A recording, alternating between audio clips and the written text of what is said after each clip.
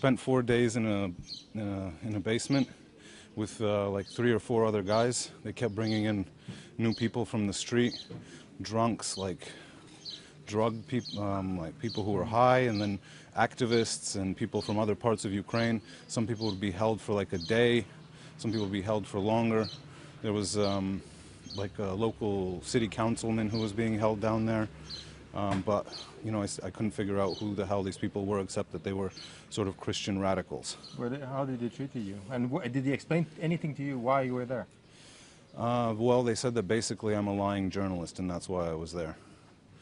And they sort of beat me up as an introduction to the whole situation. Blindfolded me, tied my hands behind my back. Then eventually they untied my hands and tied them in front of my body.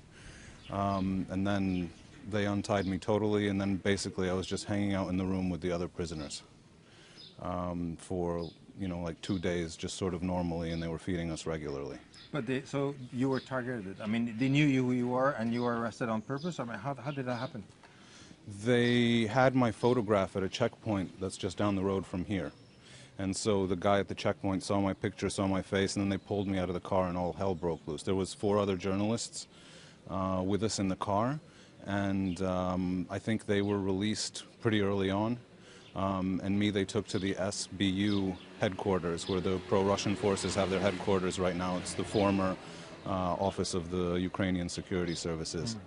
I guess I was targeted because they'd written about me in the internet, and also we'd been looking into whether there were actual Russians involved in what's going on here for the 2 days prior to me being captured, and I'd been phoning them and actually requesting interviews from them on that subject, so maybe that's why they decided that it was time to stop me. So what are you going to do now? What's your next step? I'm just going to go to Donetsk and figure things out. You probably don't want to stay here much longer. I don't want to stay in Slavyansk unless I can get an official press accreditation from the mayor. They're apparently giving those out. And then maybe come back and work here now that they know me.